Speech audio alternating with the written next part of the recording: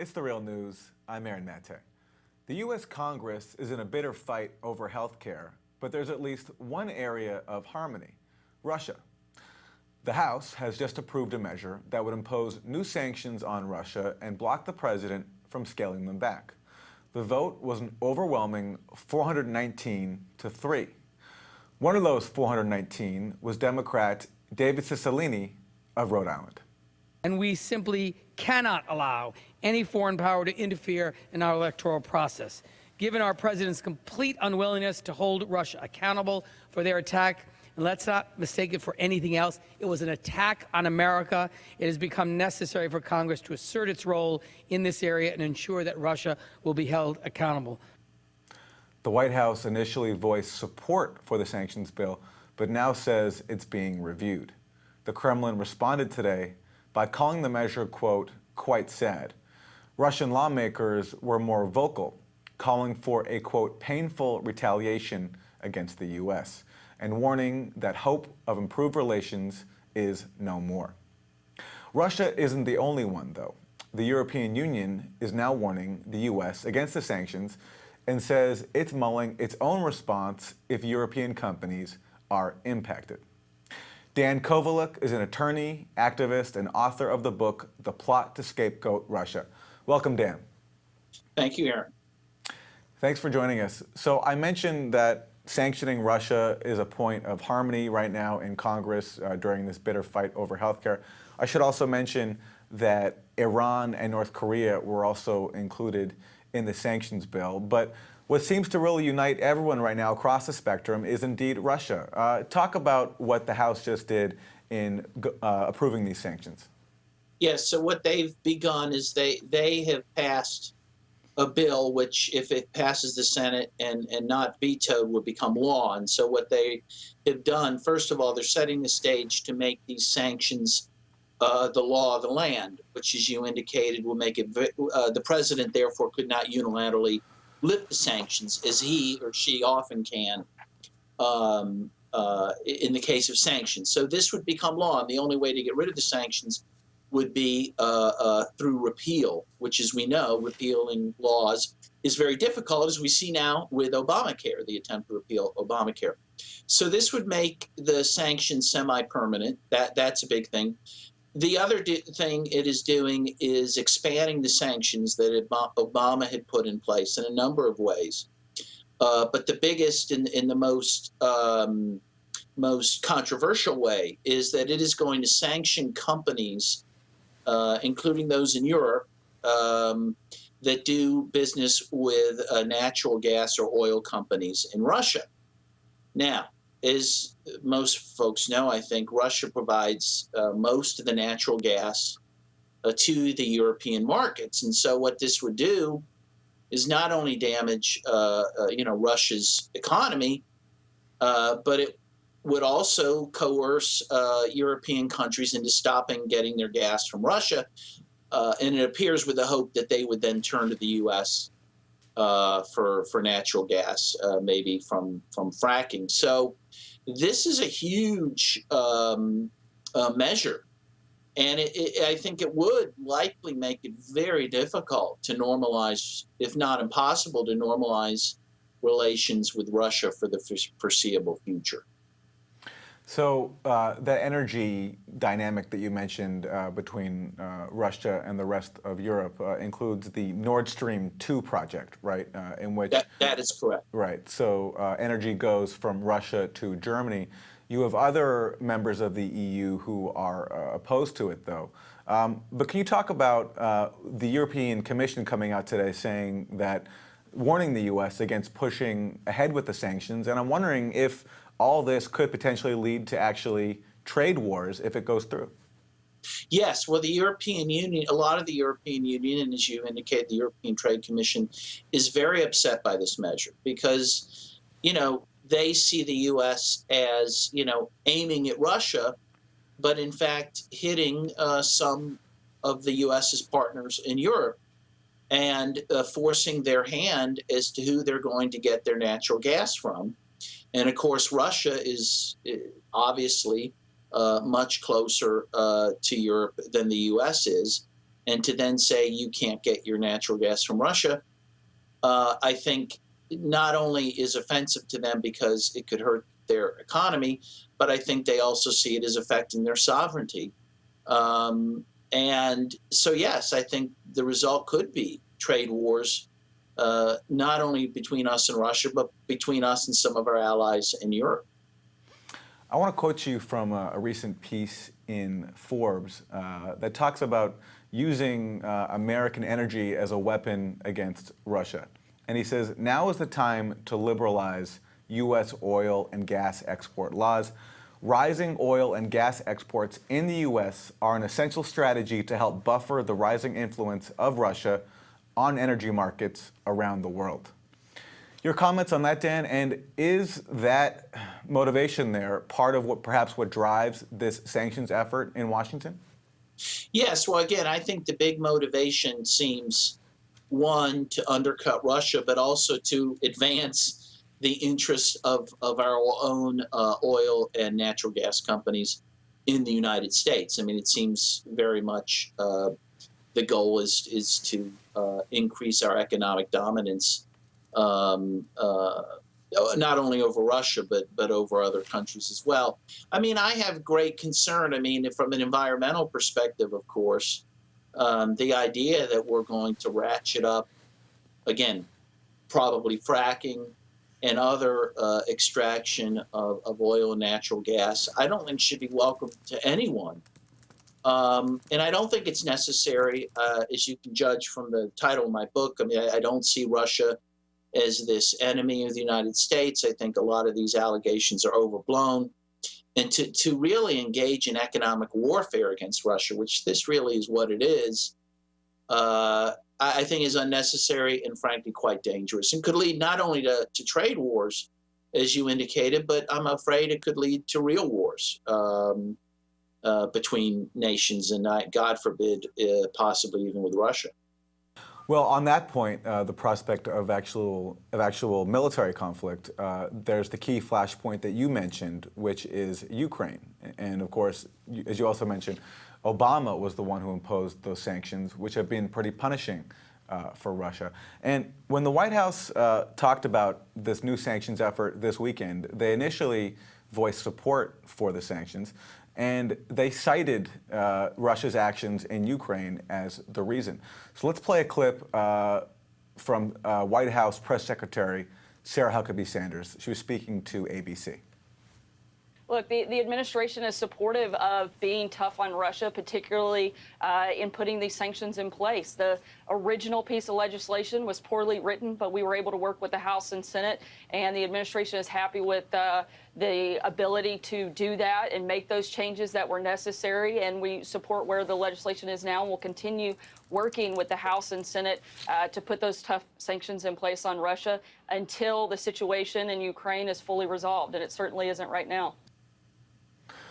Dan, so let's talk about Ukraine. It's taken as sort of an article of faith, I think, across the political spectrum that Putin has acted nefariously in Ukraine. He's responsible for the crisis there, when the truth, I think, is much more nuanced than that.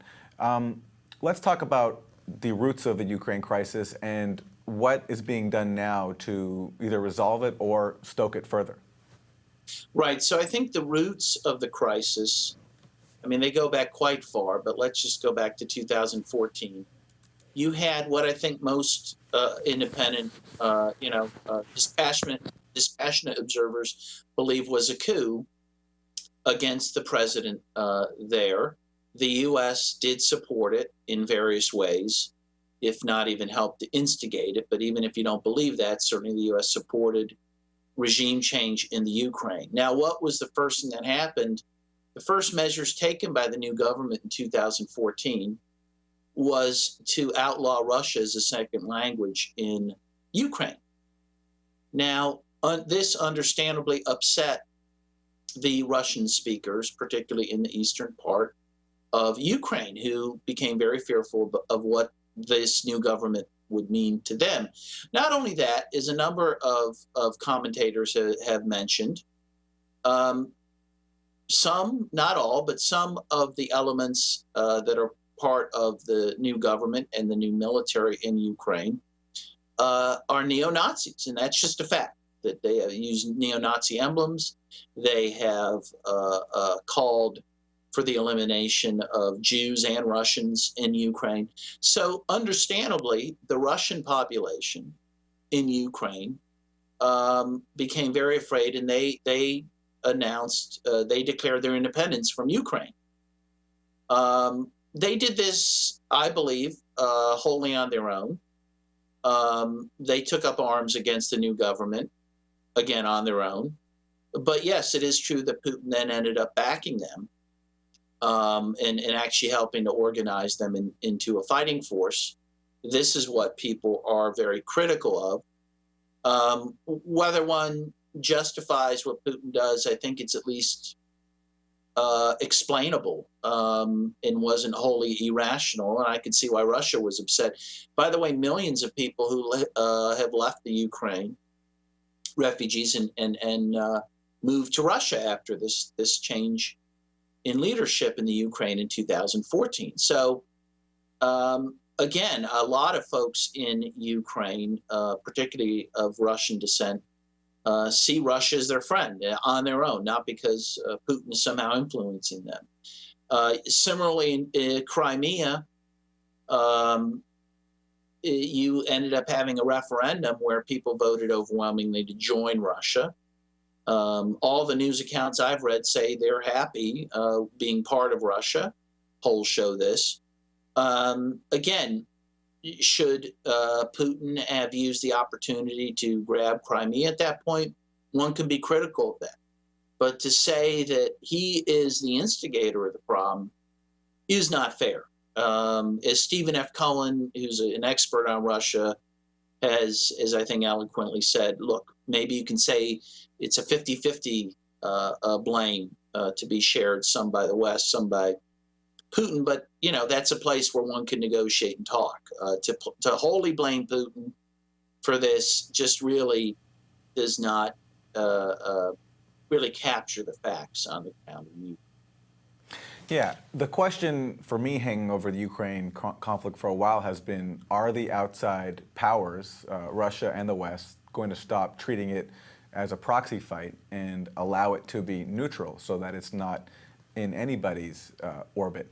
But it seems that if the U.S. is insistent on continuing the Obama policy of sanctioning Russia unless it backs down from its efforts inside Ukraine, I don't see how that happens. Russia said repeatedly it's not going to allow a hostile country on its border, especially after the broken promises that of the end of the Cold War, in which it was promised that NATO would not expand further to the east, but it has, up to Russia's borders. And Ukraine just recently held talks with NATO about joining, which for Putin is a red line. Well, of course. And again, one has to at least step back and look at Russia's perspective. If we were talking about Mexico and about the U.S., about Russian meddling in Mexico, for example, where they helped bring about a regime change and then put troops on the Mexican-U.S. border, that's incomprehensible. People would be upset. But again, it's not even comprehensible that would ever happen. Meanwhile, we have NATO troops, as you indicate, contrary to promises made at the end of the Cold War, on the borders of Russia. The U.S. has just put Patriot missiles in the Baltic states for the first time ever on the Russian border. Russia has a lot of reason to be fearful, much more than the U.S. has to be fearful of Russia. And yet we've somehow projected on Russia this idea that they're the aggressor when, again, we have troops and missiles at its borders, and Russia does not have the same at our borders. So, I just think from an objective point of view, the U.S. is just hysterical about what's going on with Russia. The other thing I'd like to mention is, of course, at the G20, we know that Trump and Putin sat down. Some people, I guess, didn't like that, but they sat down and they made some agreements on Syria, said that they made an agreement to at least talk about ratcheting down the Ukraine crisis, which seems eminently reasonable. And then that's followed by the House passing sanctions. Similarly with Iran, you had the U.S. government, including Trump, saying that begrudgingly that Iran is complying with the nuclear deal, and yet we then ratchet up sanctions against Iran. It just, to me, it defies logic, and it looks like the U.S. here, truthfully, is the aggressor in these situations.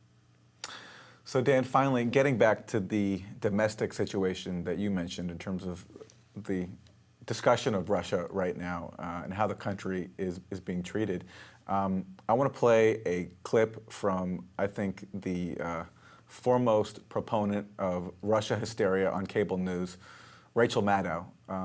Last night on her show, she talked about Trump officials potentially being compromised by Russia.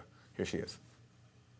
And whether or not you care about why this presidential campaign in this transition took so many more meetings with Russians than any other American presidential campaign ever has, while the Russians were mounting a massive multi-pronged attack on our election to try to benefit their campaign, whether or not you care about the substance of those meetings and contacts and communications, presumably there is a reason they did not disclose those meetings before.